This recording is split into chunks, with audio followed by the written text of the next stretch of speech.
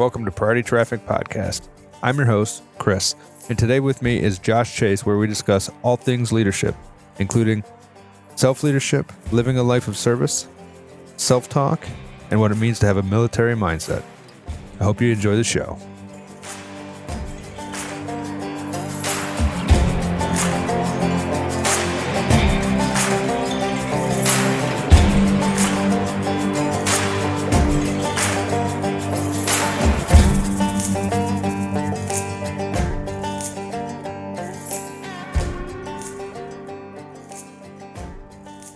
Josh, how you doing this morning? I'm doing pretty good. I appreciate you guys having me on. And I tell you what, I saw Priority Traffic, and I thought that was such a cool name because it's one of those things where it's like, hey, everybody's got to stop and listen. So I'm excited to do this today. It's pretty cool. Yeah, man, that's kind of our goal is to get the, everybody, hey, look at us over here, health and wellness type stuff. Yep. And you can't have health and wellness without a leader. And, yeah, your philosophy really resonated with me, and it's jump seat leadership, right? You've developed that into quite the product, if you will, for lack of a better term. But it's a philosophy. Do you mind explaining a little bit about how that would correlate to A, health and wellness, but B, just where you're coming from with that in general? It's crazy. Because I started my journey a long time ago in the fire department, and then it was really military before that, and everybody was just your own leader in the military. That's what you're supposed to be doing. You're supposed to be leading yourself per se, and it's not always one of those things where everybody adopts. But it's like I said, that's something I learned early on, and then when I got in the fire department, I started to see like, okay, I'm a fireman. One day I want to be a lieutenant, but you could do that in 6 years. Well, through life stuff, a lot of mental health stuff, which we'll probably get into today, I ended up not taking the promotional exam seriously till 15 years in the department. And for me, they would call that a late starter where I'm from, just because everybody was taking these tests at 6 years and getting promoted. Sure. But I had to learn to lead without that position, learn to lead without the title. Mm-hmm. And, so I kind of learned to do that early on in the military. And I had to learn to do that in the fire department. I'd always considered myself somewhat of a leader. Maybe I wouldn't have called myself a leader, but now that I'm older and I'm looking back at the situations like, oh, okay, I was the leader or the influencer, sure, in that situation, whether it was good or bad. And so took the test, got promoted, and I looked back and I said, man, I did 15 years as a firefighter sitting in the back seat, but I didn't just sit back there. Right. I made an effort to lead where I was at, to lead myself, to lead the men and women around me that needed leadership or influence or needed to go somewhere or get somewhere. And I didn't always do it right. I did a lot of things wrong. And I had some officers who were not per se leaders. They were in the positions and not leaders, and they rely on me to lead. And then I had the officers who were in that position who weren't doing it, but didn't want me to lead. So I learned a lot. I learned how to do it, how to not do it. And it really was born out of what would I tell that firefighter that's got 6, 7 years in the department, and maybe he's never going to be a lieutenant. And that's okay. I know some pretty awesome guys that have done 35 years riding in the jump seat. And for me, it was learn how to lead where you're at. Lead yourself, lead the men and women around you. And that's really how jump seat leadership was born. It was, hey, stop making excuses and stop saying things like, hey, when I get promoted, or hey, when I get to lieutenant, it took me 15 years. So if for 15 years I was saying when I get promoted, that's a long delay to not take up the mantle of leadership, especially when you notice, hey, there's a lack of leadership, around the fire service at the informal level. And it's really easy, like as a firefighter, to kind of throw your hands up and say, well, I'm not in charge. Right. You're in charge. And right. I've 100% done that. I'm riding in the back of the truck right now because I'm training some of my guys to do my job when I'm not there. Sure. And I joke every day because they ask me questions and I'm like, I'm just a dumb fireman today. I just throw my hands up in the air and say, I don't know. And you kind of have the option to do that at the firefighter level because you're not getting paid to take up the responsibility of leadership. Right. But just challenging men and women in the fire department just to do that anyway. And the leading yourself, that really does play into like mental health, Yeah. wellness, career progression, because nobody is going to take care of you better than you. And if you're not taking care of yourself and you're not treating yourself right, you really can't expect everybody else to do a better job than you would do for yourself. So it all kind of ties in, and we'll probably get into more of that as a Oh yeah. conversation. I think that's you touched on the self-leadership thing, and that was one of the things that has come to light for me recently, and not necessarily based on anything specific, but as firemen, and like I said, we can talk about this deeper soon, but there's something about this mental health and wellness thing that, like, we're always finding ourselves being behind the eight ball when we need help, right? Like, Yeah. obviously we need to be able to look at each other and be like, hey buddy, you're not looking so great, things aren't going so good, how can we help you? But as a a new firefighter to a seasoned vet, like, I think, and this is something I would like to see in the fire service, but more understanding of, we have to have the responsibility, A, to take care of ourselves, but B, know when to reach out. Like, Yeah. wow, things are getting a little crazy, I need to ask for help. And I think that's something we don't do much of, like asking for help, Yeah. right?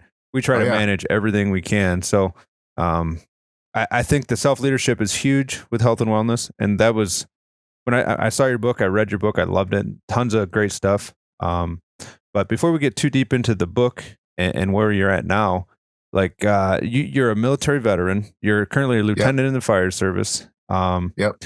You're an author and what I would call a leadership expert. And can we talk about how did you get into the military? Like, how did that come about? Yeah. So, man, you said leadership expert. I feel like I'm still learning every day, but thank you for being so nice. You bet. Um, yeah. So the military for me, I grew up in a family of people who just served, right? Like my Mhm. dad was a pastor. I watched my mom serve our family, the community, and people around her. And just throughout life and things that I had seen, I think I was always destined for a life of service. Mhm. I didn't know exactly what it would look like, how it would play out. I didn't grow up saying, "Oh man, I can't wait to be a firefighter." That just didn't happen that way for me. I really just wanted to serve. Sure. Honestly, I thought I would be a teacher or pastor because that's kind of where my family is. Like they're teachers and pastors. And so I thought maybe I'd be a teacher someday or I'd be a pastor, which I was cool with that too, whatever. Yeah. And, so I found a place to serve. For me earlier on, it was trying to get into the military and the fire department all at the same time. And the military was the easy one. You sign papers, and if you're physically fit and you're eligible and you're not completely crazy, the army will pretty much take anybody. And so I joined the army and I became a Black Hawk helicopter crew chief. That is purely because of the movie Black Hawk Down sucked Yeah. me in. I was like, how do I fly around in those things? And yeah, so that's how I got in the military. I learned a lot of important lessons in the military. I was Army National Guard. As soon as I joined in 2003. Everybody knows what was going on in 2003. We had Mhm. just bombed Iraq, and my unit was telling me, "Yeah, you joined the National Guard, but it's not the old guard anymore. Everybody's getting deployed," which I was pretty excited about Mhm. because I wanted to serve. So I had also applied for the fire department at the same time. Oh wow. So I applied for the fire department for full time. I was a National Guard in the Army. I got orders to go to Iraq the same time I got hired with the fire academy. So I did my first part of the fire academy, got deployed to Iraq, came back and finished. So came back a completely different person. Wow. It's war is what they say it is. It's very different than being home. Yeah. And I kind of shut my mind off to being a husband and a father because Mhm. I needed to be a soldier to survive, which is not completely healthy, but that's kind of the mindset I took to get myself through. Sure. Hard adjustment coming back from that, but the journey really started um really early 20s when I was like, what do I want to do with my life? Mhm. I had a kid real young. I was 18 when we had my daughter. Wasn't sure what I was going to do. I knew I wanted to serve. The military seemed like a good place to do it. So did the fire department. And I really found places to serve and then fell in love with those places. So it's kind Nice. of backwards for me. Yeah. Everybody's, oh, I grew up wanting to be in the fire department. I just wanted to serve people. And I ended up getting in the fire department, and I spent the last 18 years, having the opportunity to serve people in the the military, the fire department, and leadership, like I said, was huge in the military. It was learn how to lead yourself, know the Hmm. job of the men and women below you, know the job of the men and women above you. If anything happens, you can take over. Sure. Very big on self leadership, pride, discipline, motivation. And so when I moved over into the fire service, I kind of brought all that stuff with me. Hmm. Um, a lot of people would say that the fire department is a paramilitary organization. I disagree because I've been in the military. It is its own entity, and that's okay. Sure. And I think some people would take that as an insult. It's okay to not be paramilitary. Right. I think Right. what is paramilitary is that we all wear a uniform. Other Mhm. than that, the fire service is completely different. I would say. I've done both, and they're just different, and that's okay. So, but I pulled a lot of the principles that I learned Hmm. over to the fire department. I was my rookie year. I had just gotten back from a military deployment where I got to do some really cool stuff. Yeah. But now I'm brand new in the fire department. So it was I had to function without a chip on my shoulder. Hmm. Sure, yeah, I just got back from military deployment and we got to do and see some pretty cool things. Hmm. However, I am brand new enemy over here. I've never been in a burning building. Can you show me something? Yeah. So the self leadership, it just started early for me. And like I said, I didn't do it all right. Right. A lot of good people around me. Hmm. I had a really motivated captain, some really good people around me that were prior vets as well. And just I worked with a really young, motivated crew early on. And honestly, it really set me up for success for the rest of my career. Yeah. Dude, that's So, I think working with a motivated crew, that helps. I think when you're yeah. one of five or one of four or one of three, Yeah. trying to toe the line, that expends a lot of residual energy, uh, Sure. trying to do that. But when you have people around you or who are like minded, that's a game changer. I think for Yeah. something to think about when you're picking your crews. If you get to bid a crew or whatever, when you're a lieutenant or a fireman, you got to choose people who are like you. I mean, you might get along with them on the golf course or outside of work, but if they're not doing the same things you're doing at work, it could be a long day or a long couple Oh, of yeah. years. Oh, What yeah. No, seriously. And that crew is crucial. it is, I it didn't really I didn't is. really realize it at the time, but it was huge. I mean, huge. Yeah, so definitely consider that when you're choosing your crews, guys. If you get to pick your crews or bid your crew spot or your truck spot, make sure those people, I don't know whatever your time in that position might be, just consider those mindsets, those habits, those routines that those people are putting out, because it will be trying if it's not in the same direction or close to it. Yeah. So you mentioned the self leadership. What is one thing that you would say from your military experience outside of self leadership that carried over into the fire service that has really made a big difference for you? Oh man. So before the military, I didn't really understand anything about I guess mental toughness, if you will. Okay. Nobody in my world was talking about mental toughness. They just weren't, like I said, I went to high school, I was involved in church here and there. Yeah, I worked at Home Depot full time, worked at a packaging store in high school, had my Yeah. daughter when I was 18. Nobody was telling me I could push my mind or push my body or do these things, Sure. and I wasn't by no means special forces. This is run of the mill, normal military stuff Sure. that anybody learns in the military, but nobody was telling me that outside of that. I think one of the biggest things I've carried over, and that was in my 20s, I'll be 41 this year, Nice. is mental toughness. And really, your mind is controlling your entire body. And motivation versus discipline. Uh, man, mental toughness, motivation, and discipline. Those are three principles that I've really carried over and that I've really had to just make part of my life. And being uncomfortable is probably another one. I don't even know if that's a quality or a word really, but uh, if I find myself in a season where I'm comfortable, then I'll do something to make myself uncomfortable, Yeah. which I'm usually in chaos anyway. I told my wife the other day, she's Yeah. always bringing up like, what are you going to do after retirement? I'm like, I have no idea. It's always been, I've learned how to function in the chaos. Sure. So right now, I don't know that I know how to do that outside of that, but I got some stuff to figure out. There you So, go. but definitely mental toughness, Yeah. motivation, and discipline are probably the three things that really carried over for me, aside from Nice. leadership. I think those are all really, really good, not even good, but essential traits to have in any service. I mean, they're pretty general. Like you should have Yeah, those traits for most things. Um, sure. but I think you touched on that getting uncomfortable, right? Yep. And I talk about adversity intentionally, right? Like when you're going for a 5 mile run and you're only ready for 3, like that's intentional adversity. Getting, Yep. trying to set a deadlift PR, uh, making yourself uncomfortable on purpose. Right. That I think that kind of pushes you to create that discipline. It is motivation, right? And it creates that mental toughness. But I Yeah. think they kind of all go together where one leads to the others and then they kind of serve each other. Would that make sense? Yeah.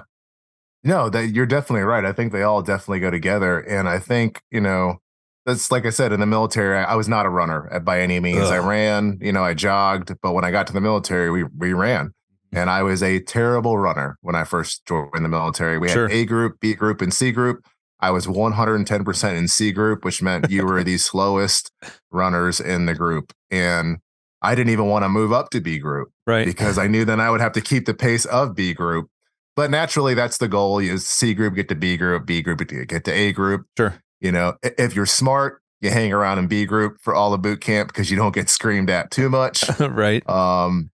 But yeah, I was not a runner by any means, and my times were so slow. We had to do a 2 mile time back Mhm. then, and I just remember thinking, am I going to get out of basic training? Huh. Am I going to pass my 2 mile time? I don't run. What was your time? They're making me run. I think when I first ran a time 2 mile, I think it was like 18:30, 18:40, Sure. and I'd never run a time 2 miles. And I ran and I jogged, Right. but I would never like, hey, go out and run for pace. Just never did that. I Sure. played basketball in high school, but we weren't running miles. We were running suicides. Right. So I can remember, as you do a time test just to see where you're at, and then you do your PT test. And I remember my Wow. drill instructor looking at me and he was like, "Are you going to pass this test?" And I had to make a decision, Right. and I remember I passed my 2 mile time with 16:36. Ooh. And that was like the best time I'd ever run 2 miles in ever. Hell yeah. And I was super stoked. I never thought I could do it. I mean, I cut two and a half or 2 minutes off my time. Sure. And to me, that was all mental. I'll never forget. You couldn't get help, but you could get a pacer. Okay. They would put somebody, they would just run out in front of you, and they knew what pace you had to go. They couldn't talk to you, they couldn't say anything, but you could follow them. And, That they'd be helps. like, "Does anybody need a pacer?" Yeah. And I just jogged after him. But I had to tell myself, I got to get out of basic training. Like, this is a big deal. I'm not Sure. going to go home because I didn't pass the 2 mile test. Um, so since then, I'm still not a runner, if you will. I've Sure. never experienced the runner's high, No. ever, Hmm. ever. But I do run because the military ingrained in me, like, hey, you should run some. Yeah. So, but the mental toughness, that's when I started to learn, oh, you can actually tell yourself you can do things and actually do things, Yeah. and I think the military taught me to talk to myself in a Yeah. good way. I was talking to myself anyway. It just wasn't positive all the time, I guess you could say. Oh, for sure. But now if I'm talking to myself, I'm usually pushing myself. Nice. And yeah, so definitely, man, it's so much of that is carried over in my life, voluntarily, involuntarily. I've been made uncomfortable all the way around. And I think at this point, I've made it through so much in my life, Mhm. fire department and personal life. I'm like, well, whatever you throw at me, I'm going to find a way to make it work. I will adapt and overcome. So, Absolutely. Dude, self-talk is huge. And that's funny yeah. that you're going to do it anyway. So you might as well, do it kindly Yeah. and do it supportive. We've had an episode on that, and it's amazing. I know some people who their self-talk comes out in audible, like they say it out loud, and they're like, "Man, Yeah. why do you talk so horrible of yourself out Mhm. loud?" I mean, if you're going to say it out loud, might as well just keep it in your head. But if you're going to say it at all, might as well be good, right? Yeah. Yeah. No, it's that's the truth. I mean, like you said, we're doing it anyway. Hmm. And I think trying to find a way to do it positive and, everybody's talking to themselves. I don't care what anybody says, Yes. so maybe just do it in a way that you're going to help yourself succeed. I mean, I would find myself halfway through the day making bad decisions and I'd be like, dude, what is wrong with you? And Yeah. nothing's wrong with me. It's just a day. Right. I'm having a day for whatever reason, and nothing's wrong with me. I just got to figure it out. And if I keep telling myself what's wrong, then I'm going to start looking for what's wrong. Sure. Then I'm going to be in a corner picking on all my little problems because we all have them, and then I'm never going to get out of bed. Right. Then you'll just be You know? anxiety stricken forever. Yeah, and I don't want to do that. No. But yeah, mental toughness, discipline, motivation. I mean, I'm in a season right now where you know motivation is feeling right. Hmm. It's, oh man, this feels great. And then discipline is pushing through it when you don't have those feelings and motivation anymore. Agreed. I've been in the fire department 18 years. Hmm. A lot of the stuff seems the same every single day. And if I'm completely honest, right now where I'm at, I'm in a season of discipline. Sure. I'm not motivated, every day, but there are days where I'm like, I'm here and I have this much time left and this is what I have to do. Mhm. But there's just seasons like that where you go through like, man, this is great. And then you're another season where it's like, well, I stored up the motivation and got excited about a few things. And this is the part that sucks. And I'm glad I've made myself a disciplined individual, or I'd Mhm. probably find a new job. Absolutely. Because I don't want to find a new job. I want to do this till I retire. And I think if you don't develop that discipline and learn how to live when it's not feeling good all the time, so like at mental toughness, motivation, discipline, they really do all go together. Absolutely. And it's not all perfect all the time either. It's kind of like a roller coaster, if you will. But Absolutely. That I mean, you touched on something very specific that I like, that the different, like, there's this big thing on discipline lately where it's like got to be disciplined 100% of the time. It's right. I kind of agree with what you said, where motivation comes and goes, right? It's fleeting, but sometimes it's there. So it supports Yeah. us. It gets us out of bed. We're motivated. We're excited to do things. We've had good results. We expect good results. And then, everything plateaus. Just, it's pretty standard in life where things stop getting better and they kind of get a little drab and they tend to go downhill Oh, yeah. sometimes.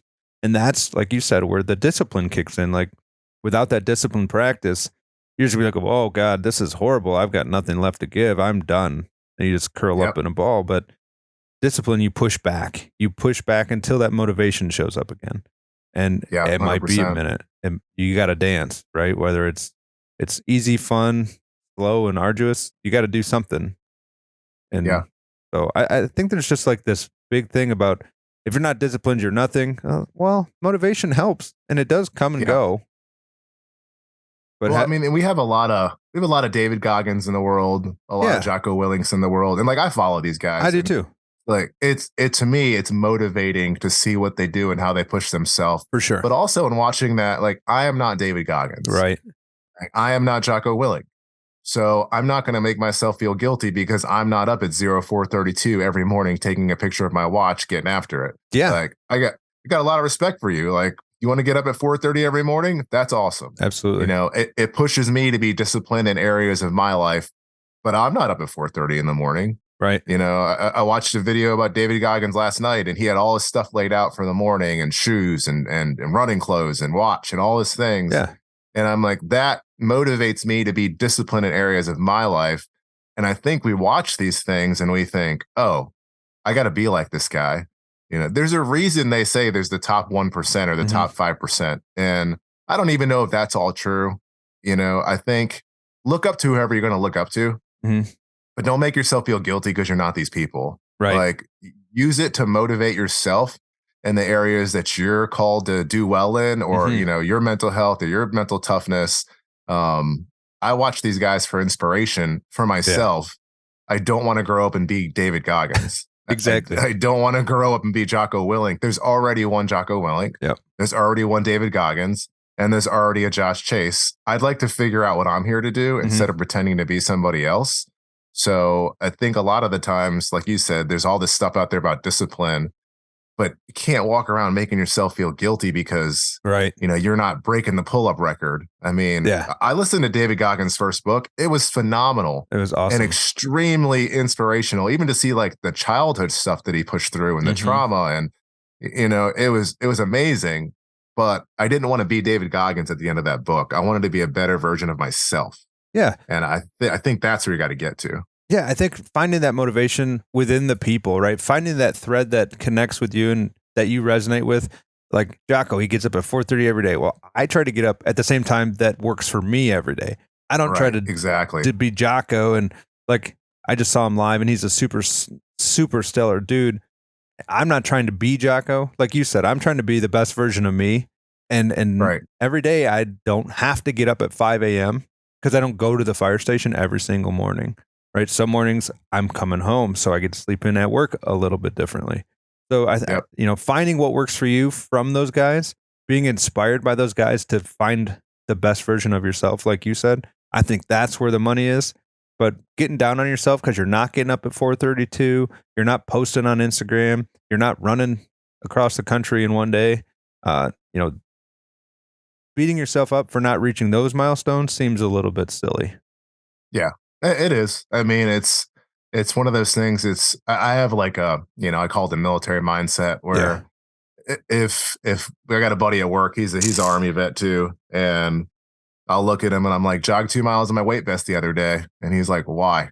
And I'm like, exactly why, because I got to a point in my workout routine where I was like, I got to do something completely uncomfortable that I haven't done in a little while, right? And he was like, what made you run 2 miles in your weight vest? I was like, well, I was doing 200 meters, but I got to the stop sign and I felt good. And I just kept going until I got back. Nice. And, so it's just this thing from the military that I just carried over where it's like, well, I guess it's time to be uncomfortable today. But that's me. Yeah. Right. I don't drag everybody else through it. We were working out at work the other day. I made a workout. I was like, go through it at your pace. It's hot here right now and it's really humid, but I'm like, hey, we're still training outside. We're not going to get used to the heat if we don't train outside. And, they're like, you're wearing the 30-pound weight vest? I'm like, I don't need you to wear the 30-pound weight vest. I don't care if you wear it or not. Right. Like, I'm wearing this because I'm pushing myself during the workout, but I'm not walking around making other people feel guilty. Sure. I'm hoping that they realize how hard this workout was, but also the lieutenant finished it in a 30-pound weight vest. Maybe I'll pick up the weight vest next time. Yeah. So that's my goal, That's leadership by example. And, I, being a fitness guy, I do the same type of thing. I'll push myself to my 8 or 9 or 10. Right. And that might not look the same for the guy next to me. His 10 might be no weight. Some things are modified to make them easier, but he's still putting out at a 10. Yeah. Dude, all day long. I'll work out with you all day long. But if you're like a rock star and you're slacking off, maybe it's a rest day, whatever. But there's something to be said for people who are willing to jump in the fire, proverbial fire of a fitness room or a weight room and put out, even if they can't, right? Like if you can't do lunges and you're going to do something else, but it's still going to be tough. Yeah, I tip my hat to you all day long. Yeah, just show up. Yeah. That's my thing. Just show up, and what time we work out, just show up. If you're not here today, okay, be there the next day. You know? I've gone around the station here and there and pulled guys out of recliners, but I'm also like, it's personal responsibility. It is. I'm not babysitting. I love my guys. I love my crew. We're all adults. Yeah. And I'm like, look, either we can work out together or you won't have to work out together. But I'm like, you got to do something. I got on a guy one time. I was like, you don't have to work out with a group today, but you haven't worked out in a couple of days.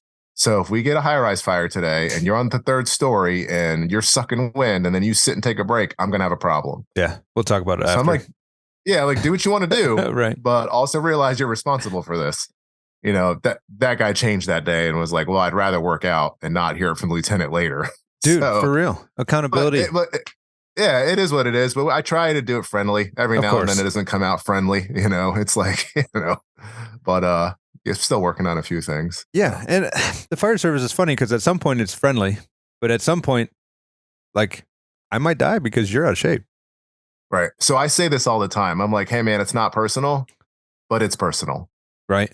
I mean, I say that all the time, like I've had to, like I said, I've been in 18 years and I've had to make some adjustments on how Hmm. I handle people and my relationships because early on in my career, pretty motivated.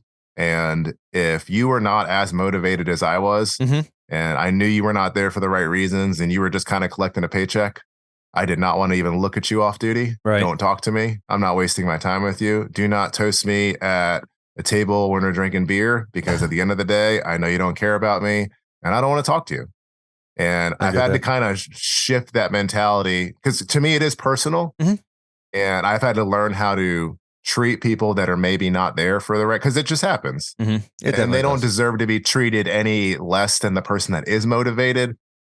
But that's been hard for me because I'm not going to spend my time off duty with you knowing that I can't trust you to even try to get me out of a burning building or if you're there for the wrong reason. So I Sure. always say, like, hey, man, it's not personal, but deep down, it really is personal. Yeah.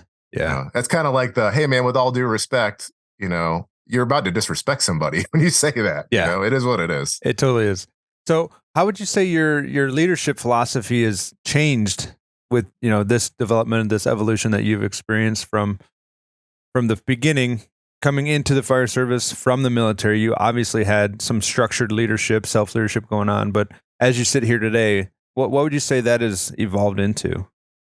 Yeah. So that's a very good question, honestly. So everybody can, I think, follow structure. Hmm. If I gave you a sheet of paper right now and it had 1 through 10, and these were the steps that you had to do, most people could follow those steps and actually just complete them. They may not do well at them, but they would complete them. Sure. So I think everybody does well with structure. Do these things. This is how the fire department works. Here's the guidelines. Here's what you do when you show up on scene. Hmm. I think what I wasn't good at early on and I've had to learn and develop over my career is if you are not working on relationships and you want to be in leadership or you just want to be a decent person at all, you are Hmm. falling behind.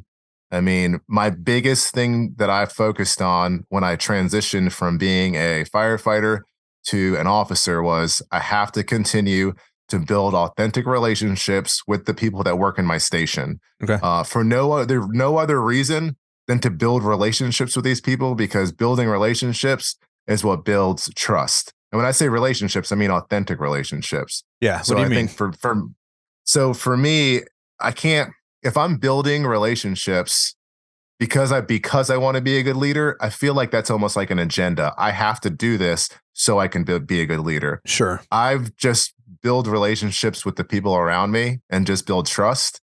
So now when I go to them and say something, it's, oh, that's Josh. He is our lieutenant. Hmm. I know him. And he knows me. Right. And he knows my wife and he knows my kids. So he's only asking me to do this because he needs it done. He's not over here barking orders. Running around barking orders doesn't work. I Right. heard a quote one time that was like, people don't rebel against rules, they rebel against relationship. Okay. I like that. And yeah, so I heard that and I was like, oh, that's kind of how I'm trying to live as a leader. I was terrible at that early on. It was either you do the job and you love it, and if you don't, I'm writing you off. Right. And now it's more, how can I be here for you? I may not agree with how you're doing things. How can I get you? Maybe you don't want to be in the fire department. Right. How can I get you to just like your job every day when you come to work? Maybe it's Sure. not your thing. And maybe you're going to leave in 3 years. Like I had to get okay with that being okay. Mhm. And okay, well, how can I get you to be here while you're here? How can I get you to enjoy work while you're here? So the biggest evolution for me is honestly just been learning how to build authentic relationships and then setting up boundaries and learning that, well, I'm not going to have a great relationship with everybody. It's Right. not going to happen. Yeah. It doesn't mean that I don't like the person or that, I'm going to treat them poorly, but you're not going to have a great relationship with everybody that you encounter. You're not going to have a great relationship with everybody that you work with. Mhm. I have 12 guys at my station every single day Okay. and more guys on our roster because everybody's rotating days off, Yeah. vacation, filling in, stuff like that. But the reality is, I'm not going to have the same relationship with those 12 guys or girls. It's just not going to happen. Right. There are people that I'm going to connect with. There are people that I may not connect with as well. But those are the things that I think I need to make sure I'm still the supervisor. How can I still be fair? Sure. That makes a lot of And sense. so, yeah, just developing these relationships has been key for me. Letting these guys know who I am. Yes, my shirt says lieutenant on it. You already know that. I Right. should never have to tell you I'm a lieutenant. It's on my t-shirt. So I'm going to let you get to know Josh as a man, as a husband, as a father, as a man who comes to work every day, wants to do the right thing, will probably screw something up and say something wrong. Right. Will probably end up with a closed door meeting because he says something the chief didn't like, but I'm very honest with my crew. Um, I've been told, hey, you're too close. You know what it's like to be a lieutenant. You need to ditch the firefighter thing and completely cross over. I, I'm not crossing over Right. from being myself. I'm going to be myself, Yeah. and I understand my responsibilities. And I want these guys to know, like, yeah, sure. I'm in. I tell my guys all the time, the only difference between me and you is now I can get in trouble for what you do. Pretty So much. yeah, I'm still Josh. And I think if they don't see the authenticity in who you are as a person, firemen call bullshit in a heartbeat. Sure. And they see it and they know what fake is. And the last thing I want to be is fake. Right. So I'm probably honest to a fault. And I don't mean like I'm, Mr. Honesty walk around the station. I mean, Sure. Sure. I'm probably authentic to a fault where Mhm. I I I would say that some people out there, if we were reading a leadership book, they were like, well, don't show them that, or don't tell them that. I'm like, Right. yeah, well, it is what it is. Yeah, man. They see it anyway. So I'm not hiding it. Yeah. When Yeah. when a boss says something and I have that face, I don't have to say anything. The Right. guys already know, like, oh, if the lieutenant says something, we're all in trouble. Yeah. Yeah. So I try to just, there are some things I don't share what I would say like the younger generation Mhm. that I'll share with the guys that I came in with. Sure. Even though they're not promoted, I'm like, I got to go talk to these guys over in a corner because I got to get this out. Right. But yeah, I know a long-winded answer there, but No, I honestly, like it. relationships, man, relationships has been key over my evolution in the fire department for leadership. And that's what it's all about, really. Like that's humans thrive on relationships. That's what Yeah, the firehouse is, a relationship. Being home is a relationship. Your relationship with the community, your relationship with yourself, like it's all relative. And I think that's huge, that being able to balance being authentic in front of being a lieutenant, right? You're Josh, but you're also a lieutenant. You're not just a lieutenant every day who's also this Josh guy, right? yeah, Like how we identify ourselves like that, in respect to the job and who we are. I think that plays a big role in our ability to lead others, but ourselves too, right? Like you're being true to sure, yourself. You have your values. You have the things that are carrying you into the job. And then there's the job part where, yes, now you're responsible for what other people do. And I think that's important, but being true to yourself, it's going to help you stay longer in the service, right? yep, You're appreciating why you're here. You like the people you're with. You're developing yourself. You're developing those around you. And I think that's what jump seat leadership looks like, right? Like you yeah, don't yeah, have to be a boss to do that. Work on yourself, work on your environment, and make sure your relationships aren't shit or, just falling apart all over the place. Right. If everybody doesn't like you, maybe they're not the problem. right. Right. Yeah. No, that's so good. I mean, and that's the whole message of jump seat leadership is, if I had to tie it all up into one thing, everybody starts in that back seat, right? Everybody Hmm. starts in the jump seat. That is literally where you start. Yeah. And not everybody wants to be promoted. But just by way of numbers, I say this all the time, there are way more firefighters in the fire service than there are officers. It's Hmm. just a numbers game. Sure. As you move up, supervisors, it thins out, and now you have a small group taking care of a really big group. So what if you just took it seriously and took yourself seriously Hmm. and built relationships at the firefighter level, at the lowest level, and not waiting till, okay, tomorrow I'm going to take this exam and then everything's going to change. It's just not reality. Right. To think that somebody's going to toss you a badge, you're going to put it on, and now you're a completely different person. You will be the same person you were as a fireman. Do I think people can change? Yes, I think Sure. people can Sure. change. I think it's hard to change. I think you can change. I think you can change your reputation. Hard to do in the fire service because somebody will always stick you with that reputation. Hmm. But it's yeah, it really is. It's honestly, it's just do what you're supposed to do. Just come to work every day. And then if you take that promotional exam, it's just an easy transition. Right. You know, there's going to be things that come up where maybe you didn't have to do it before, but I think if you're not a jerk your entire firefighter career, maybe you won't be a jerk your entire officer career. There are plenty of guys that get promoted and, girls too. And you look and you're like, oh, well, they were terrible Right. as a fireman. And then nothing changes. But you do get the few that are like, you know what? I was terrible. Mm-hmm. And now I'm in charge of people and I really have to step up my game. I need to be less terrible. Yeah, it's far and few between, Mm-hmm. that happens because the fire department is really good for lack of accountability, where it seems For like a sure. lot of the times the higher you go, the less accountable you become, which I think the higher you go in the fire department, the more personal accountability you have to have. Yeah, I would Or you say. have to you got to surround yourself with a good group of people that are still saying, "Hey, Josh, no, Right. you're not doing that today." I don't care what rank you ever attain. Like we don't do that.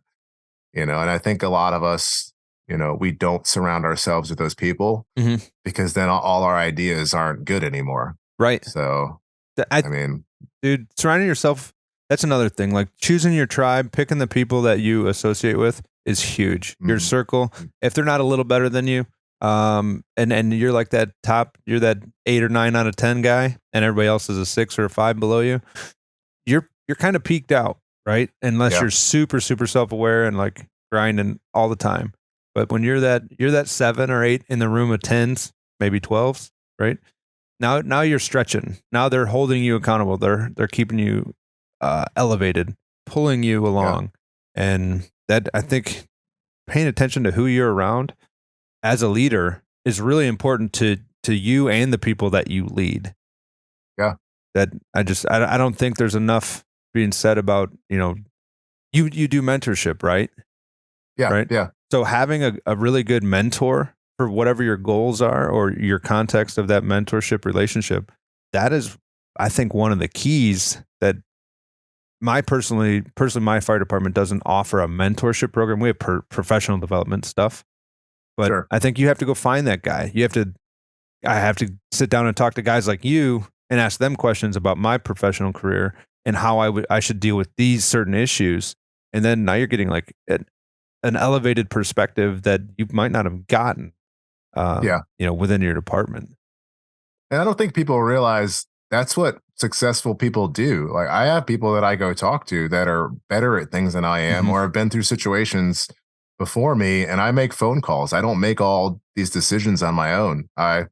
If there's a big decision in the fire department, I'm Mhm. still pretty good friends with my first fire captain, and who's now a chief. Sure. And we don't talk every single day. There are months we go without talking. We might just send a message. Mhm. But if something serious comes up, he's usually a phone call away, or hey, I got something I need to run by you, Right. or I got another guy, like a couple of guys from the first crew that I worked with. I pretty much bounce everything off of him because I need to know I'm not crazy. I'm about to tackle this battle, and well, I've already done that. It doesn't work. Right. It's not worth it. Right. You're This going to way. drive yourself nuts. Yeah, so just leave this one alone. Maybe tackle the next one. So, yeah, mentorship, man, it's really big, Yeah. and I think a lot of us are tackling life on our own, like you Mhm. said earlier, not reaching out for help. And it's too late sometimes, Mhm. where we realize we're drowning, we're underwater, we're now looking at the surface, we can see the sunlight, we can see the boat. Now, how are we going to call for a life preserver to be thrown in the water? Right. We're sinking now. The time to ask for help was when you realized, oh, I can't swim here. Right. Right. That was the time to ask for help. And we're stubborn. I mean, I've done it, Sure. still do it with some stuff. Sure. I'm barely treading water and telling people I got it. I'm fine. Everything's fine. Yeah. Thank God I have, my wife here who's like, well, no, you're not fine, and Right. it's easy to fake it with the people that aren't close to you. Sure. If you let some people in, it's good to have somebody who says like, you've been drowning for months, Mhm. actually, Yeah. so You've been on that couch all week. You haven't mhm, moved. Right. I think, the mentorship thing is huge. And that really leads me to your book, right? The Jump Seat Leadership, the guide to informal leadership in the fire service. That book, I liked it a lot. And that, again, I've said it once already, but that's what attracted me to reaching out to you to have this conversation. Is I'm not a lieutenant. I'm just a regular firefighter in the jump seat, trying to have a cultural revolution of health and wellness. And changing the culture does not work, right? I am not focused on changing fire service anymore. And not even the culture of my own department is not my goal anymore. It's become personal. I have to do what needs to be done for me, and that's my lead by example. And it's impacting my wife positively. It's impacting my crew positively to a degree, right? And all those interactions that I have with people, because I'm doing it for me, it's kind of percentile having an impact on them. A little bit of light here, a little bit of light there. And I want to know how you got to writing a book, because I want to write a book. I think everybody should write a book about something, but Jump Seat Leadership, how did this come up, man? This is such a great book, and I think everybody should read it. Give me some backstory on that. Yeah, so I've been writing for about 10 years now, and I've been writing since I was a kid. I never thought I'd write a book, but I would always write stories or whatever. And writing's been it's been an easy outlet for me. Like if I'm pissed off or sad, writing's always been, it gets easy. Sure. If I'm happy, I'm probably not writing, but it's really easy to write. But it's been a good outlet for me over the years. I wrote a book back in 2013 about some marriage stuff I had been through. I was in the fire department at this time, had almost got a divorce, thousands of other firemen out there. Yep. And a week before we were about to make it official, we decided, hey, we're going to see if we can't make this work. Nice. Pushed through, made it work, and made my family work, kind of got back involved in the faith community. So I wrote a book about that. I was like, well, if I'm going through it, maybe I could help other guys go through it. So that was kind of how I started writing. It was, okay, if I can get through it, I want to inspire and encourage other people to do it as well. So I started meeting with guys like, hey, how did you make your marriage work? This is freaking nuts. You guys were literally days from divorce. Yeah. And I had a story to tell, but I also realized I can't get coffee with every person in America. I can't get a beer with every person in America. So the easiest thing for me to do was I will write about my experience, and I will just, that way, either I can give it to somebody else can give it to somebody. I can say, hey, maybe I don't have time to tell you my story, but you can read this book. So that's how it got started. I realized people still do read, and don't just go that route. Yeah. So I've kind of been writing. I've written a few books here and there. Jump Seat Leadership was my first fire department or fire service book, if you will. Okay.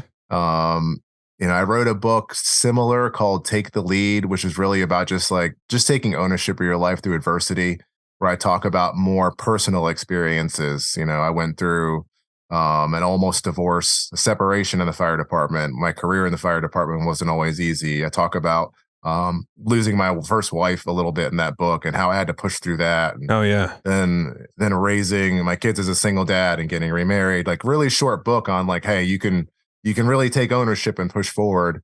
And then Jump Seat Leadership, it was really, I just started kind of writing about my career. Yeah. And I got a buddy who travels and speaks to conferences and stuff for the fire department. And I just sent it to him. And he was like, you need to self-publish this, just like you did all your other books. I'm telling you right now, people need this. Nice. I was like, man, it's kind of silly. I just writing about my days at Station 2 and just, what I did. Yeah. And my plan was never really to publish it. I was like, I've never written a fire service book. I don't want to be that guy. Right. They're going to be like, oh, Josh wrote a freaking book, now he's the expert on the fire service. Right. Exactly. I dragged my feet. I wasn't going to publish it. He kind of stayed on me, and I made a cover. I taught myself how to do everything, made a cover, hooked up with an editor. And next thing I knew, I released it, and I think it's been out for about 3 years now. Okay. I launched a social media page probably a year after I released the book. And I looked the other day, organically, the page has reached 10,000 followers. Yeah. Which which for some people, they're like, oh, I'm at $250,000. I'm like, I haven't done anything but like, just, I'm not buying ad space. Right. It's been cool to see the impact that it's had, Yeah. considering the fact that I was not really going to put it out. Yeah.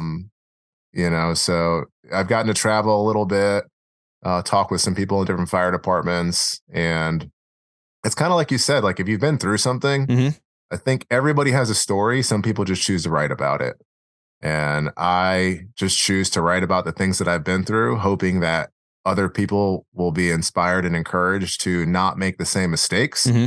or do better than me. I mean, if you read my stuff and you're like, man, I actually read this and it steered me away from so many things, Yeah. and your life is over. Like, I'm excited for you, man. If you're the guy who made the good financial decisions and just worked on his marriage and didn't go through the separation and led his whole career and didn't make mistakes and then got promoted, like, man, I'm almost jealous at this point. Like, man, I'm glad I inspired you to do that. Dude, for real. You know, so yeah, it really started. My writing started from how can I share a message with people without sitting down and getting a cup of coffee or a beer or a glass of whiskey. Yeah. So my style is I try and stick to around 120 pages.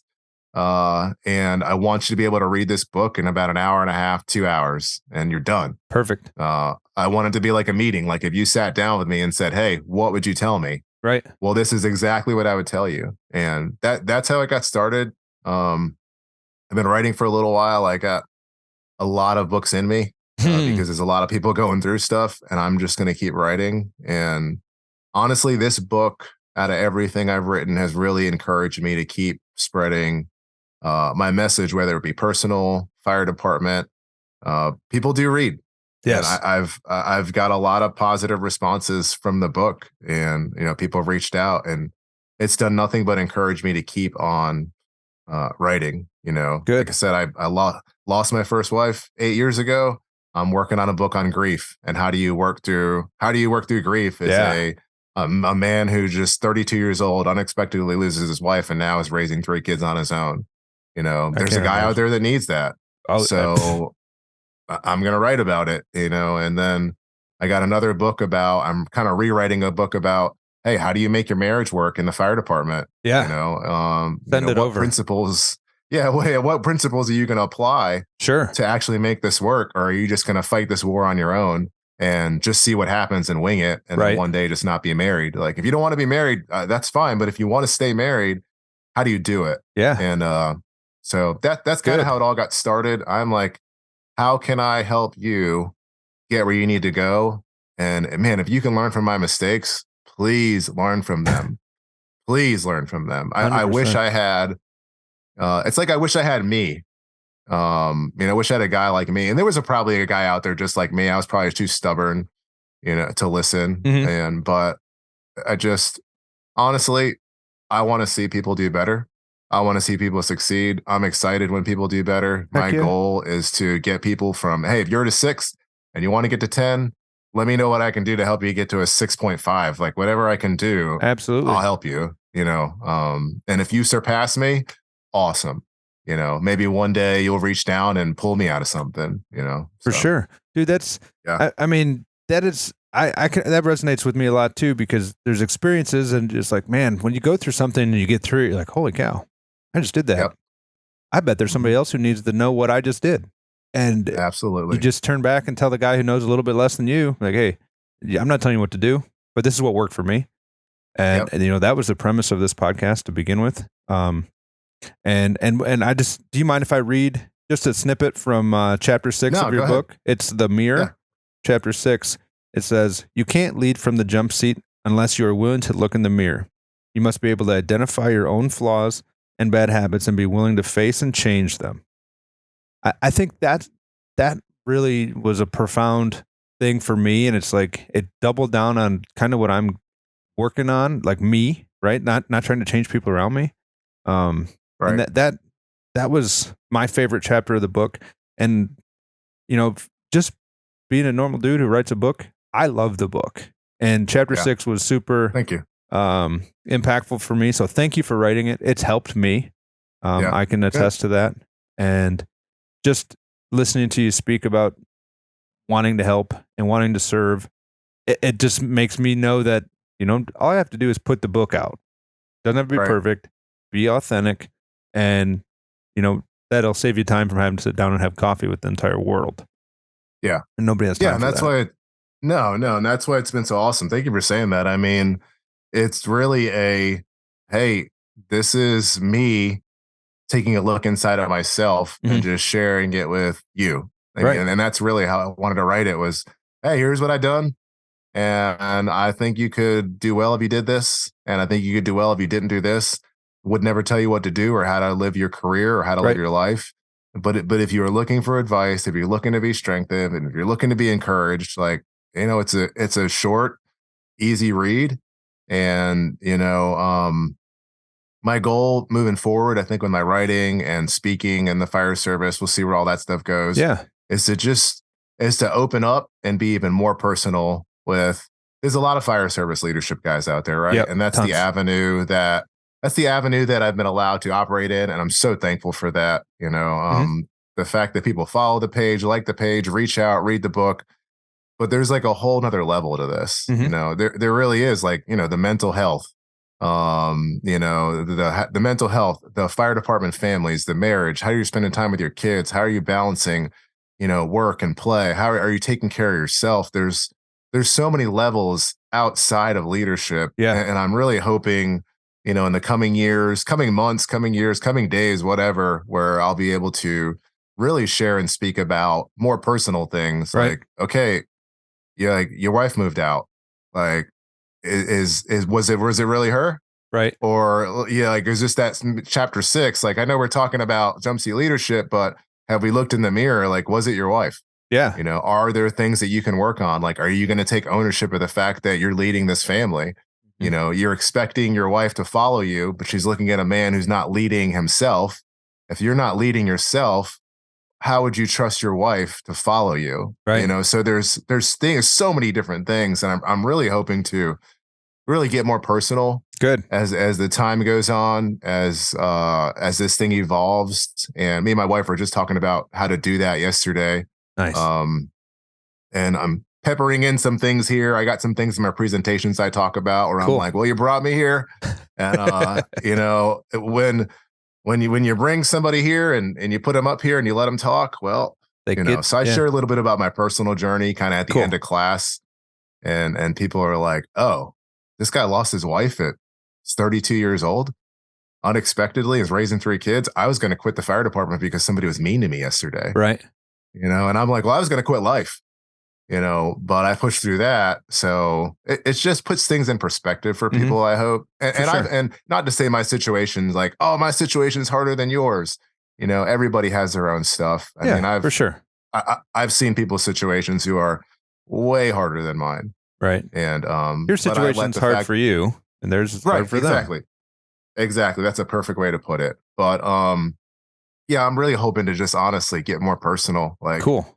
Like, let's talk about life. Let's talk about how Yeah. you're doing. Like, I could talk leadership all day, Yeah. but so can 590 other leadership experts in the fire service. Absolutely.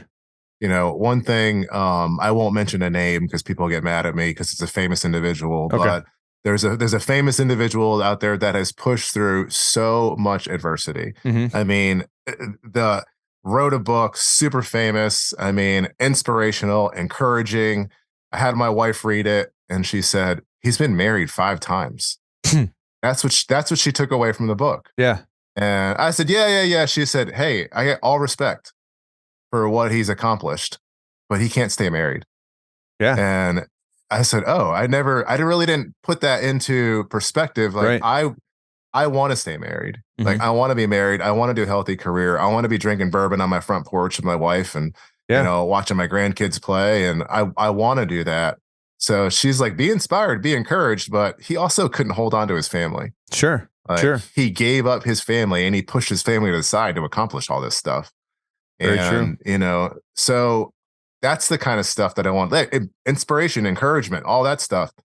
But what if you want to do that and be married for 20 years? Yeah. I mean, now you're What if you talking want about to, values, right? yeah, what if you want to be a good fireman and a good husband and a good father? Because you don't have to choose. You can be all Mhm. of it. Absolutely. And I chose at some points and it didn't work out for me. So Hmm. I'm like, now it's like, what's important to me, right? So I am loyal to my wife and my kids. Right. Like, so because of my loyalty to my wife and my kids, I go to work and I perform at a level that is a good representation of my family, of the things that I believe. And I'm not so much only loyal to the organization. I'm loyal to the organization because I'm loyal to my family. Hmm. And I think that's what I was trying to tell some guys the other day. Like, I love it here, but I'm loyal to my family first. And because I'm loyal to my family, I'm going to secure a retirement. I'm going to do what I'm supposed to do every single day. I'm going to Hmm. take care of my crew because I know they're loyal to their families and they want to go home. Right. So you're talking about morals and values, and anybody can, like we said earlier, I could give you a 10-step process. Sure. You could do all 10 steps, but let's start peppering in. Your wife hasn't talked to you in 3 days. Right. Your Yeah. kids are mad because you're not home. Now you're on step 3 and you're like, I don't know if I can get to step 4. My wife just moved out. Right. So it's just, yeah, I'm hoping to get more personal, Good. as this goes on. And I'm at the point where I'm like, I don't really care if people receive it well in Right. in a respectful way. Sure. I wasn't trying to gain a following. So if I lost followers because of it, I'm fine with that too, Right. because I have to stay true to what I feel like I'm here and called to do. So I'm working that out. We'll see what that looks like moving forward. Heck yeah, man. I mean, you touched on a bunch there, and I'm only going to talk about a handful of them, but the everything's interconnected, right? Everything affects everything. I think both of us kind of agree on that. But this whole, valuing family in order to do better everywhere else, that to me ties into our mental toughness, our motivation, our discipline, right?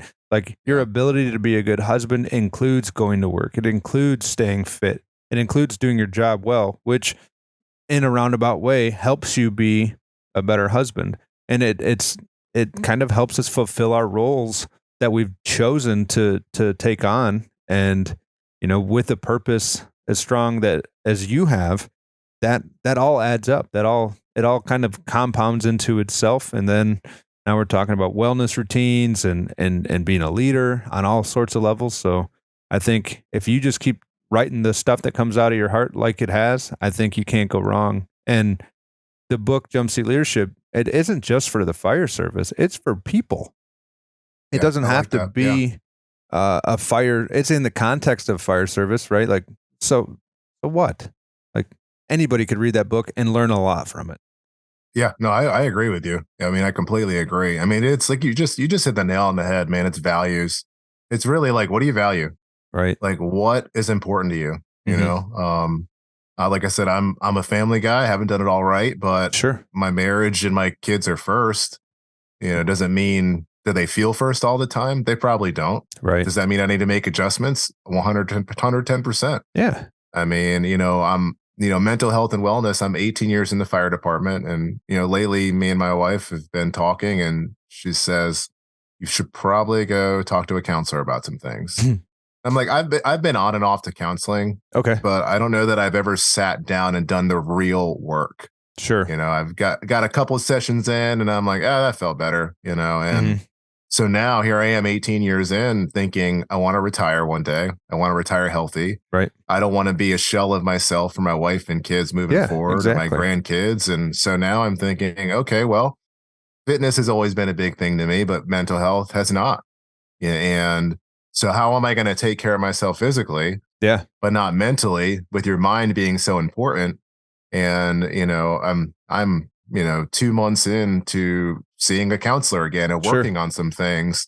And but it's that whole wellness thing. Like, if I'm going to be a good husband, I'm going to be a good father, if I'm going to be a good fireman, I have to take care of myself. Right. And there's a lot of bitching going on about morale right now in the fire Yeah. service. Yeah. And I get it. I completely get it. Like, Hmm. I do my own complaining about it. Hmm. But at the end of the day, I have got to take care of myself, and it's my perspective, and I have to take care of my family. So as terrible as the administration is, and they don't see us from the ivory tower, like, there's a lot of things that I agree with, a lot of things that I disagree with.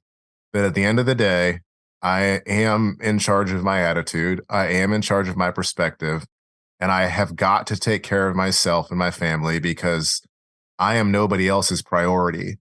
Agreed. And somebody may say like, you are my priority, but you can't be a priority to 500 people can't be your priority. Right. If you have 500 priorities, you don't have any. Yeah. So when the fire department says, we love all you guys, they probably generally care about you. Sure. But you are a number, and that's okay. Mm-hmm. And that's why we work in small groups. And that's why I hope people have, like you said earlier, picking the right crew. Yeah. Pick a good community. If it's not a fire department community, pick a faith community. If it's not a faith community, pick a gym community. If it's not a gym community, pick a martial arts community. Like I have 100%. I have a faith community. I have a fire department community. I have a jiu-jitsu community. I have just a regular friend community. I just have people around me that are helping me get better in different areas of my life. And the mental health and wellness, I mean, if you're not taking care of yourself on a mental health and wellness angle, you're not only falling behind, you're hurting your wife and your kids, or you're hurting your husband and your kids. Yeah. It's a really big deal. And thank God I have a wife who is super patient and realizes that I've just been through a lot. Mm-hmm. And now here I am 18 years into the fire service deciding to tackle it. Yeah. I'm standing in front of a warehouse with a broken door with caution tape on it. And I know there are shelves full of boxes that ready to fall I really don't want to, I don't really want to open. I know if I walk down aisle 2, there's a box in the back corner that's been leaking for 4 years and I don't even remember what's in it. I just know that it's leaking. And it kind of stinks. Counselors like, let's start opening these boxes. Yeah, man.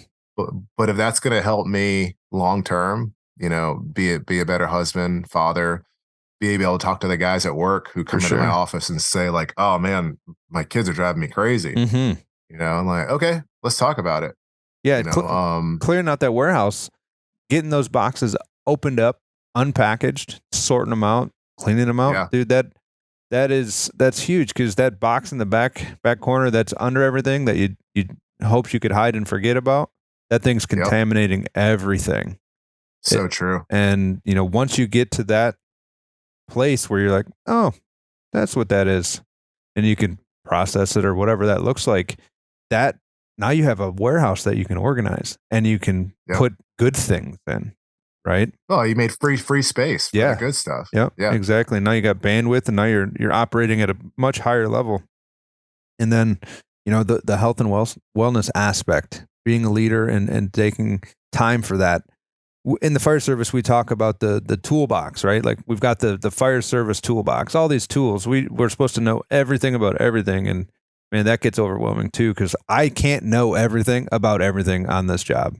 Right. And I am not like the best door guy. I am not the best pump operator, but I do like wellness, fitness. I'm just kind of like pushing down that lane. I understand it. I know it. It's important. I can do my job and I'm willing to learn. I am not the pro firefighter, right? Like I'm not that guy. Like, hey, call Chris. He knows how to do everything really, really well. Nope, not me. Right. And I'm okay with that. Right. Yep. But we do have coming up in a couple weeks, a episode about the health and wellness toolbox. So hopefully you can listen to that and maybe find a nugget or two that'll help you. And anybody else listening, that's coming up. But, I just want to kind of recap our discussion today. We've gone over self-leadership with your book, Jump Seat Leadership. Where can we find that book? So jumpseatleadership.org, you can find all my stuff out there. Like you mentioned, I do a little bit of mentoring, coaching. Anybody out there who's looking for not just fire department, but hey, I don't have any goals. I don't have any vision. Yeah. I have no idea where I'm going in life. I mean, you can reach out through that website. I run a main website, which is kind of like what I do part-time. It's called the Chase Collective LLC, the chasecollectivellc.com. You can get a hold of all my books there, seminars, all the emails, all the contact information comes right to me. Cool. Nobody's fielding anything for me. So if you need to get a hold of me, get a hold of me. I mean, I truly am here. I mean, you'll see it on the website and it's real. For me, I'm literally here. I exist to strengthen, encourage, and empower other people. That is what I'm doing on this planet. That is why I'm here. I don't have any other purpose. There you go. And if I'm operating outside that purpose, usually my life is kind of chaotic because that's not what I'm supposed to be doing. Sure. But Yeah, you can find the book over at jumpseatleadership.org. I just released a new book called Front Seat Leadership, the Handbook of Leadership for the New Fire Officer. So it's kind of like that next step. Yeah. If you were leading at the jump seat and you're considering being an officer, or now you are that new fire officer, it kind of details the first couple of years of my career. Like, hey, here's what my transition looked like. Sure. Here's what I did well at. Here's what I did poorly at. Here's what I carried over. Here's what I left behind. So I just wanted to offer something to a guy who says, well, I've been doing the jump seat leadership thing. Like, okay, well, maybe it is time to move up. Perfect. It's not time. Not everybody needs to sit in that jump seat. Mm-hmm. We need great leadership at the formal level. We got a lot of men and women sitting in these seats who took tests to take tests, or took tests to get off an ambulance, or took a test to get a pay raise. Yeah. It happens. So instead of being frustrated with people taking these tests for those reasons, step up and get in that front seat and actually now take on the responsibility or the mantle of leading a crew. Jump seat leadership, it is for some people. I don't think it's for everybody. Some people, it is time to move up. And, I just wanted to write a book to encourage people like, hey, now it's time to get off your ass and go to the next step. Now it's time to make yourself uncomfortable again. Great. You've been leading from the backseat your whole career and you've been awesome at it. Well, you'd make a pretty phenomenal lieutenant. Sure. Or you'd make a pretty phenomenal engineer or operator. So what do you say? Because we need you. So that's kind of what front seat leadership is all about. You get that at jumpseatleadership.org as well. Heck yeah, guys. You heard it here first. Well, Josh, I really appreciate all your time this morning. It's been a fantastic discussion. Thank you on behalf of Party Traffic and everybody who's listening. I hope this was a fantastic episode. There's plenty of nuggets in here for you guys to chew on. Josh, thanks again. I really appreciate it. I'm very grateful. Yeah, absolutely. Thanks for having me on. You bet. Well, everybody, this is Chris with Party Traffic Podcast. Big thanks to Joshua Chase. You can check all his stuff out at the chasecollectivellc.com. Please head on over, pick up the books. Jump Seat Leadership, awesome book. Front Seat Leadership, going to be the next best thing. I'm going to pick it up as soon as I can. Again, Josh, thank you so much. It's been a pleasure to chat with you. Thanks for tuning in to Party Traffic Podcast, where we make our wellness a priority. Please do us a huge favor and head on over to our social media pages and smash the like and follow buttons. It really helps spread our message and keep the momentum going. While you're there visiting our social medias, don't forget to share any content that resonates with you or someone you know or might love. If you found today's episode useful, please share. We could use all the help we can get. And before you go, if you'd like to stay up to date with all the wellness tactics and interviews, slap that subscribe button so you have Party Traffic Podcast in your notification box and don't have to worry about missing anything. Again, thank you so much for listening. We appreciate all your support. And remember, we're humans by chance and firefighters by choice. Stay well, my friends.